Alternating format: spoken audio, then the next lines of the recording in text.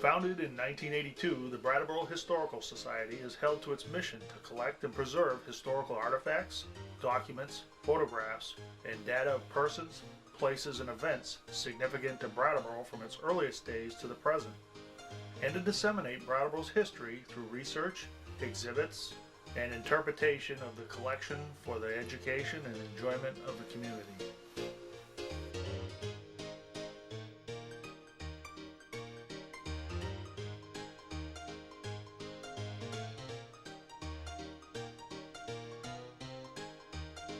Located on the third floor of the Municipal Center at the north end of Main Street, next to the Brooks Memorial Library, the Brattleboro Historical Society occupies what was once the last remaining unaltered room of the former high school.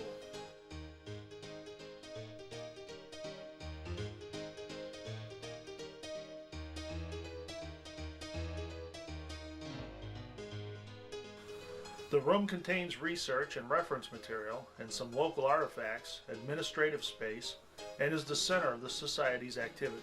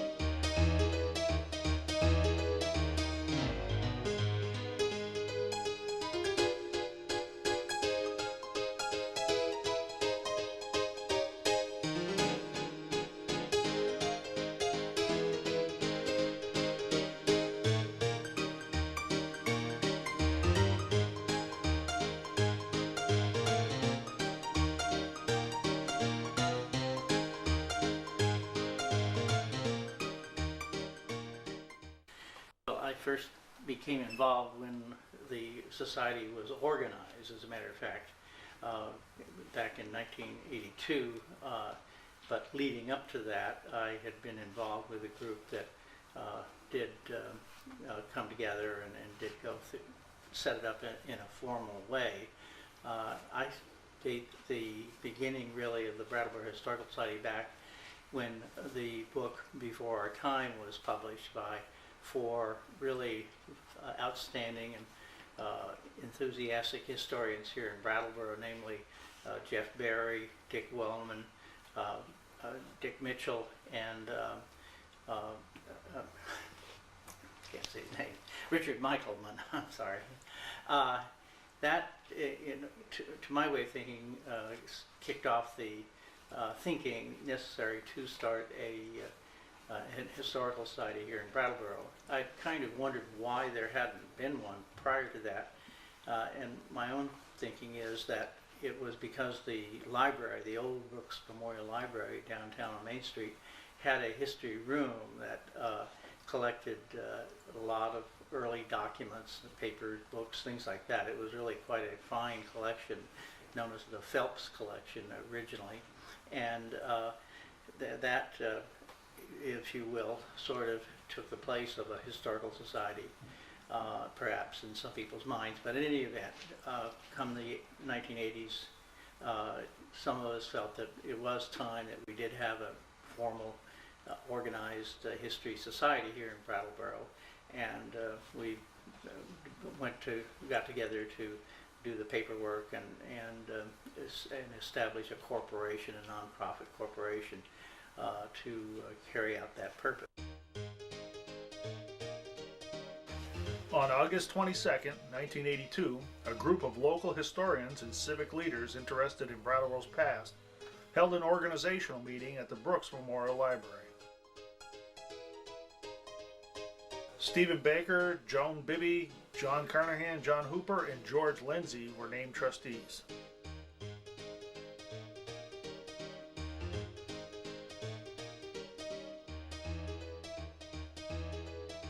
Discussion was held on the need for a letterhead and logo for the society, and proposals were made.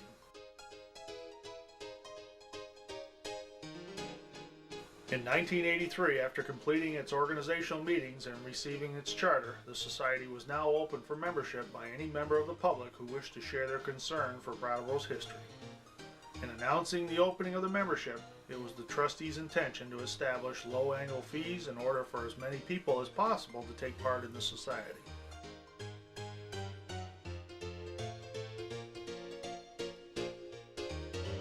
The society held its first annual meeting at the Brattleboro Museum and Art Center.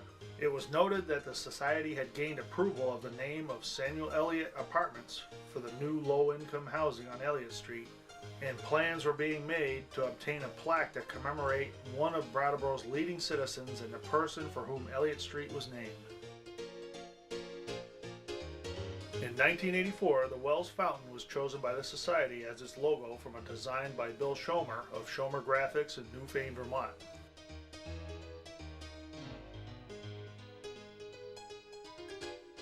In February of 1985, the Society purchased an SD organ collection from Mrs. Hyacinth Renaud, some of which was on display at the Brattleboro Museum and Art Center for many years.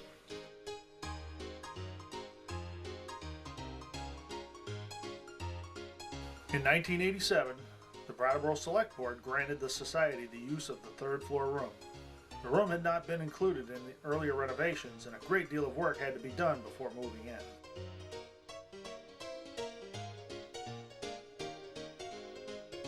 The room came with water-damaged ceilings and walls, insufficient lighting, and contained items no one wanted. With grants from the Crosby Foundation and the Vermont Yankee Nuclear Power Corporation and gifts from the members of the Society, work got underway.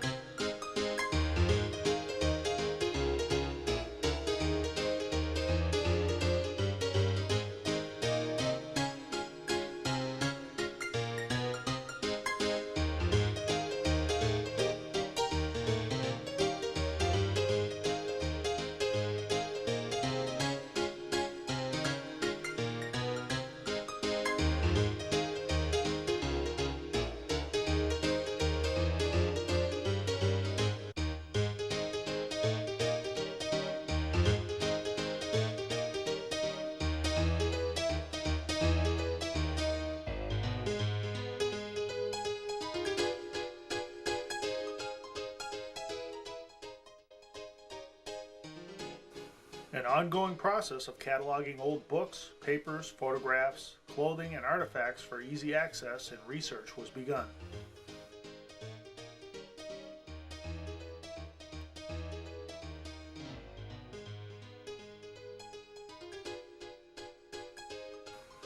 In 1991, the Richard Mitchell Memorial Fund dedicated a document file to the Society in his honor. The file provided storage for oversized maps, photographs, and documents. In 1992, Gordon Bristol presented the Society with a computer on behalf of the Vermont Yankee Nuclear Power Corporation. Also in 1992, the Society acquired a collection of more than 1,300 early photographic plates and prints from the Benjamin A. Crown collection. Crown was a noted Brattleboro photographer in the 20s, and his work is considered one of the finest representations of early Brattleboro history. In 1993, with a grant from the Crosby Foundation, 2 additional rooms were constructed on the 3rd floor of the Municipal Center to house 367 bound volumes of the Brattleboro Reformer, the Vermont Phoenix, the Daily Evening Times, the Semi-Weekly Eagle, and the Windham County Reformer from as early as 1833.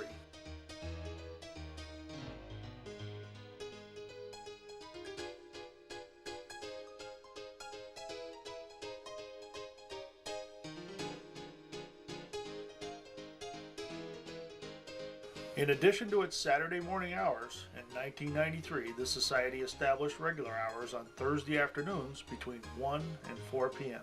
In 1994, a collection of 2,800 historic photographs were donated to the Society by Brattleboro Photo, an organization formed by the authors of the 1974 book Before Our Time. Some of the photographs had formed the basis of the book and had been housed for years in the Brooks Memorial Library.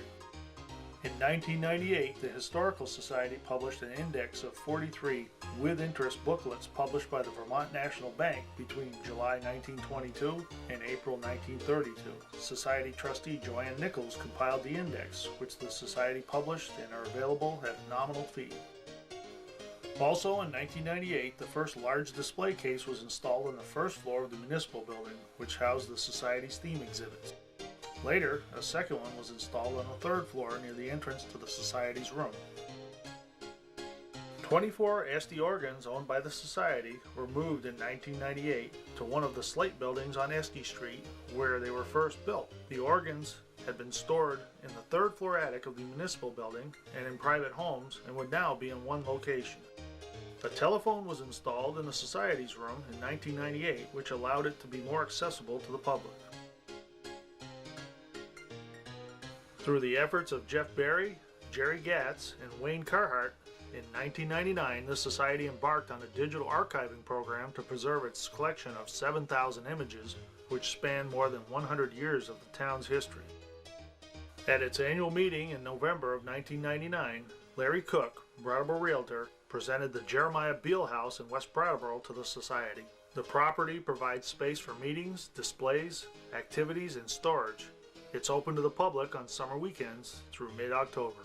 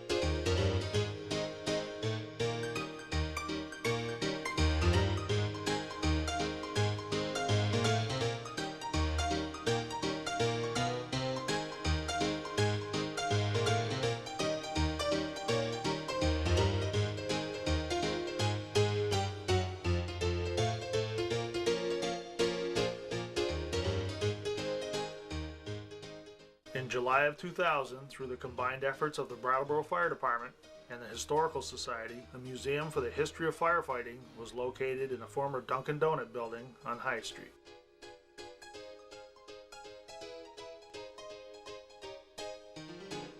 In 2001, BHS students Benjamin Tucker and Michael Cohn began to create a website for the Historical Society as part of their graduation requirement that they volunteer 40 hours with a community organization.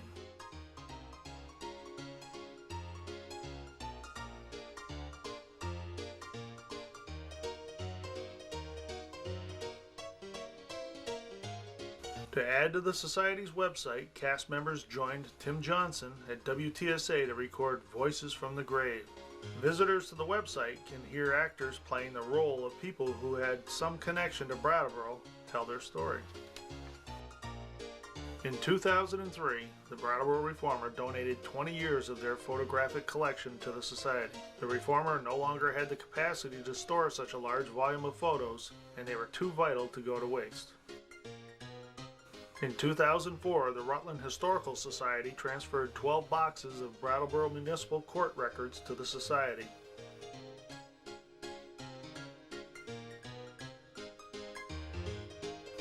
For the first time in 25 years, the Historical Society, in connection with its anniversary, increased its membership fees.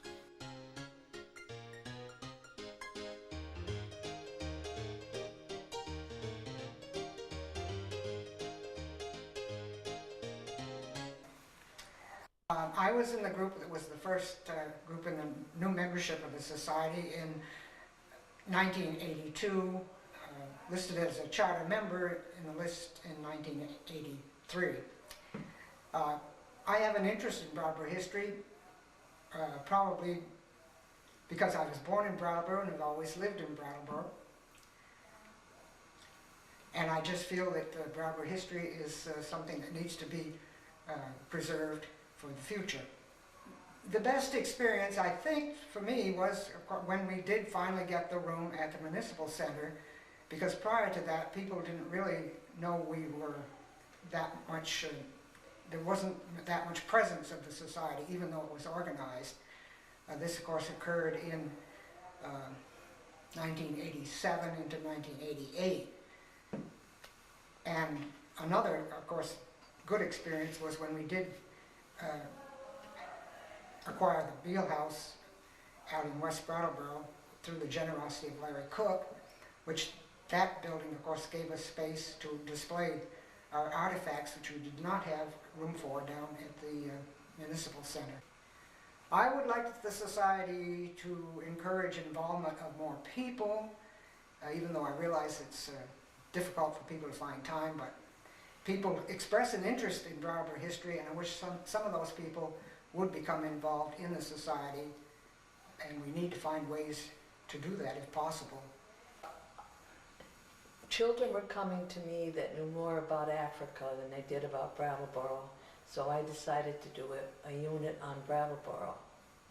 So when my daughter came down to take pictures of the way things were, and at that time, I took the pictures, and she decided that she would do the pictures of Main Street. So when I went to pick up the pictures, it was Jeff who influenced me in becoming interested in the Brattleboro Historical Society. And he decided that he would give older pictures that would show the Main Street in part. And so that's what I did. I taught the new Main Street and the old Main Street. Well, the area that interested me the most was the old pictures and the pictures of the island when we had, and my father also played baseball there, so it was interesting. Well, I think now that I'm getting older, that I wish that someone younger would come in and help with the pictures, so that sometime I would leave it with them.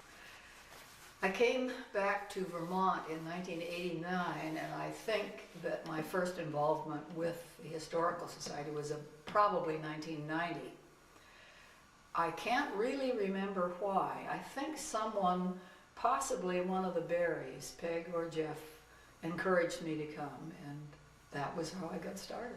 But the rest of the time it's working on Thursdays and working on Saturdays, either helping people who come in and are doing research, or in many cases it's setting up files, accessioning new work that's come in, We have an accessioning program that we do for everything that comes into the society. That's primarily it.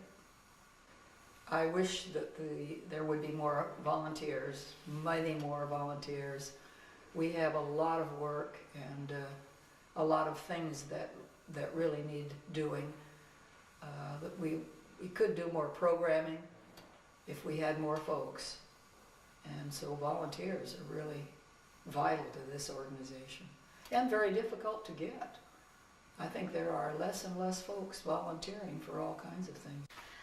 I think that I became involved with the Brattleboro Historical Society sometime in the 1980s. I know I didn't immediately after they started, but my husband and I had a family membership, and we just, both of us were interested in history, so that's why I did it. I guess my best experience would be working with people and getting to know some of the things we have in our collection. This is our 25th anniversary, and we just invite you all to come and visit us.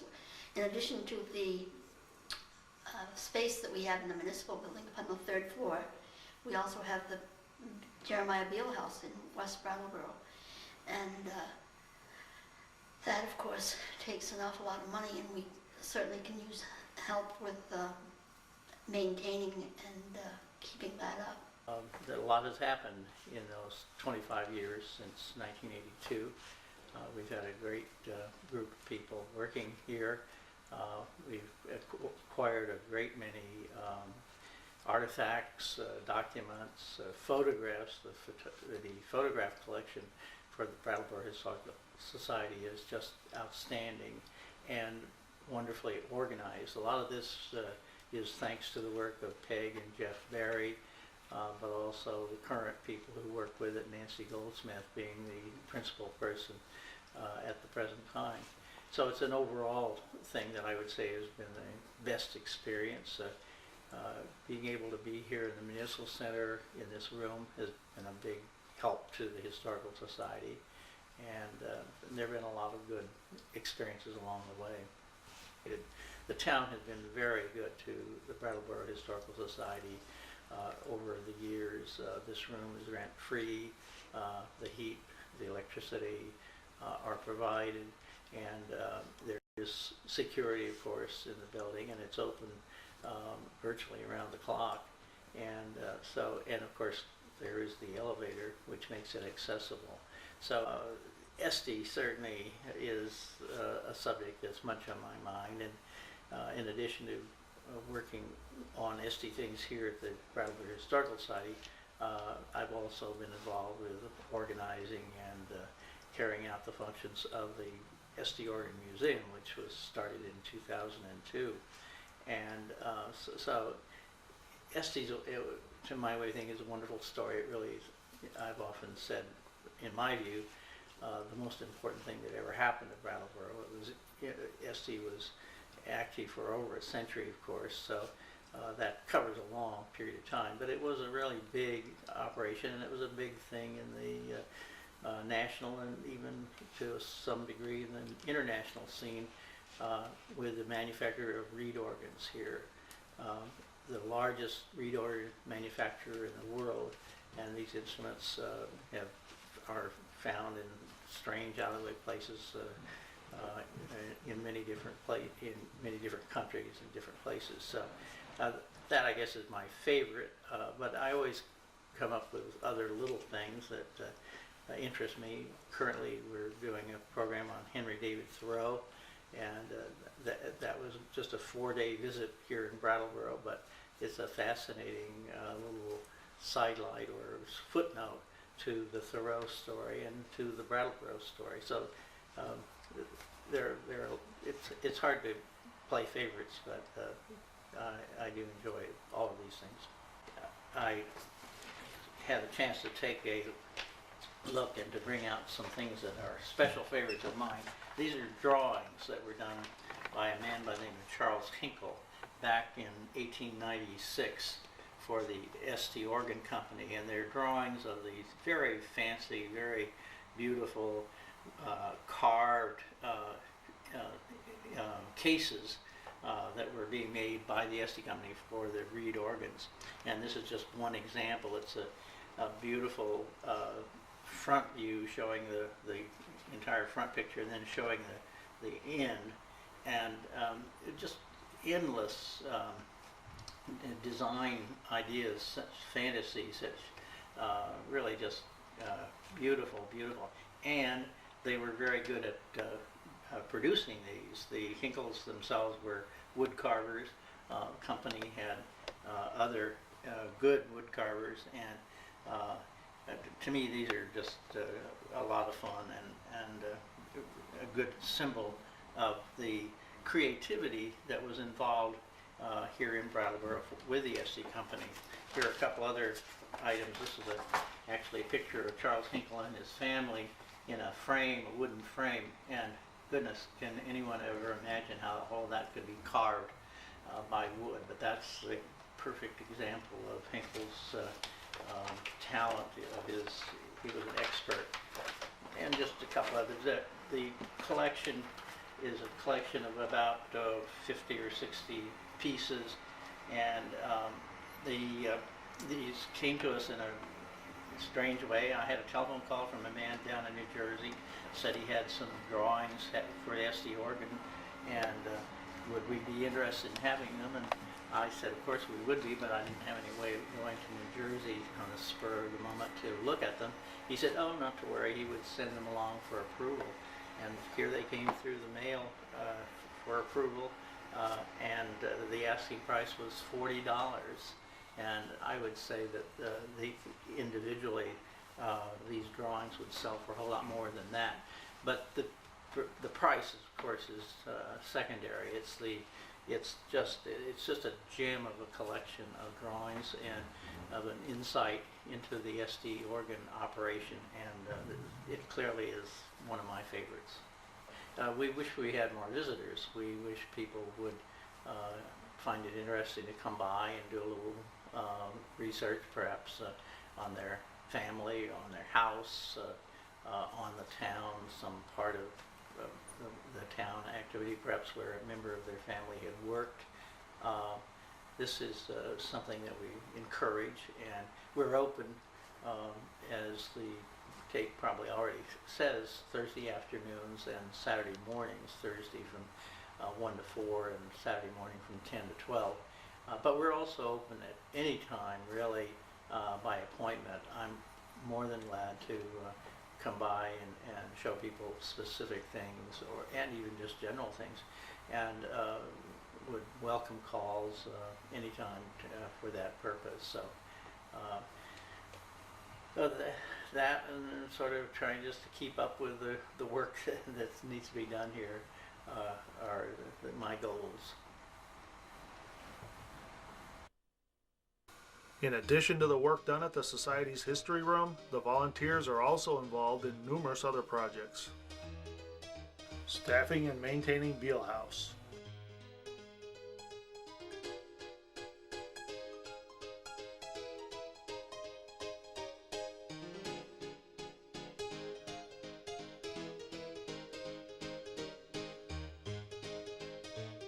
Cleaning up the old retreat burial ground.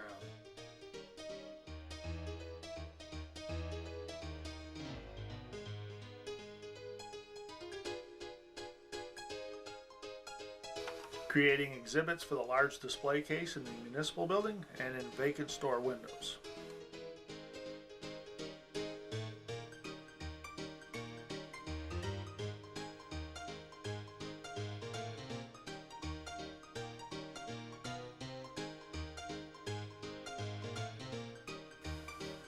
Disseminating society information. Conducting book sales on Main Street. Participating in various parades to promote awareness of the Society.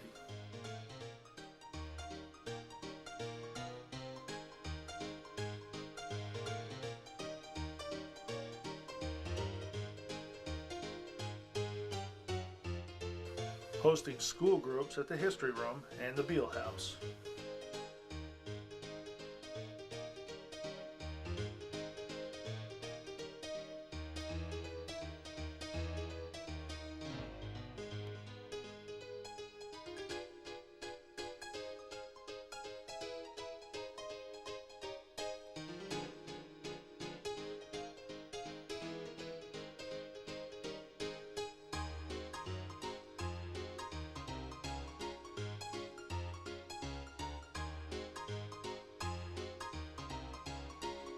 sponsoring historic rides up and down the Connecticut River on the Belle of Brattleboro.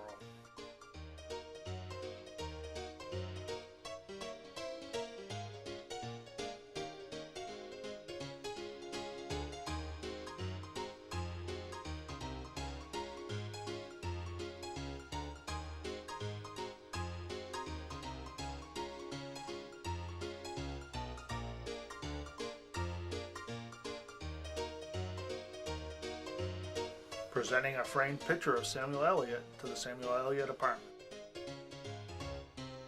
Conducting walking tours of Brattleboro.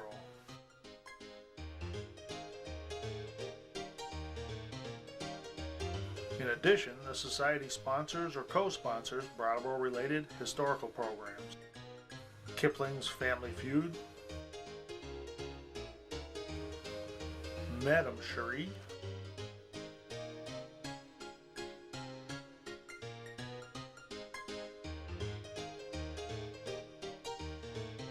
joint research workshops,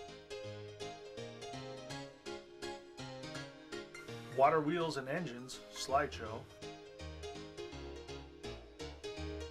Civil War slideshow,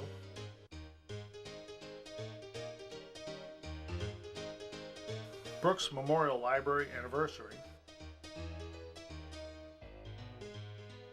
campaign to save Paramount Theater artifacts,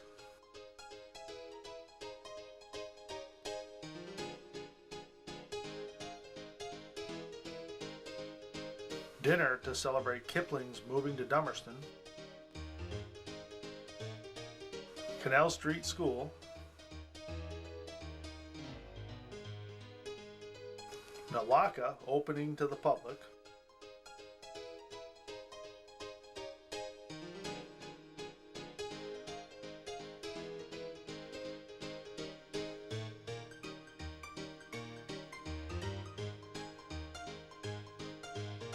Island Park slideshow,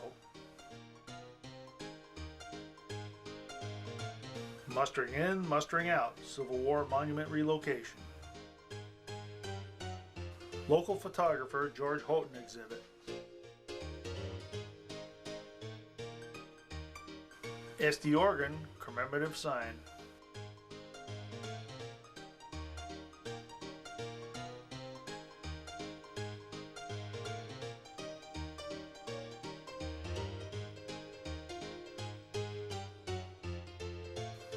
An American Nurse at War, Winter Train Trip fundraiser,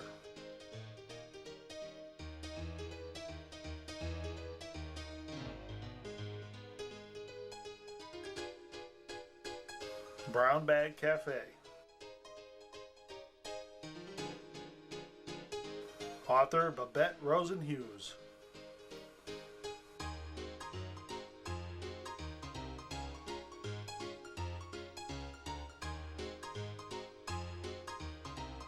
Clarina Nichols, Island Park slideshow in memory of Peg and Jeff Barry, Main Street printing exhibit, and attending the yearly Vermont History Expo.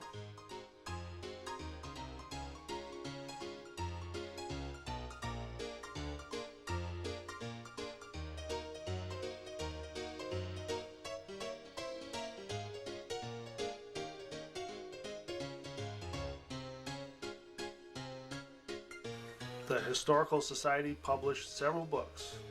Images of America, Brattleboro, released in 2000. Voices of America, Brattleboro Remembers, released in 2001.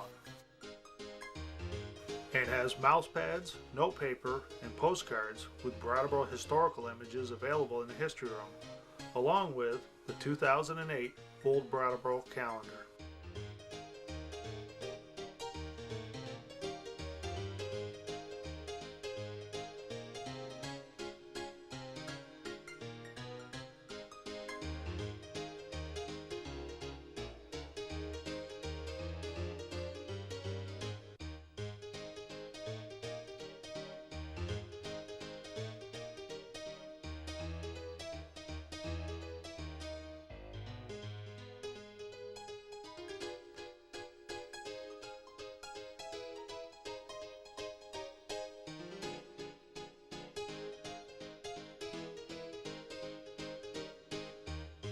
The Society's annual meeting this year, co-sponsored by the Brooks Memorial Library, will be held on December 9th at 2 p.m. at the library. Tom Slayton will be there talking about his new book, Searching for Thoreau, and Thoreau's connection to Brattleboro.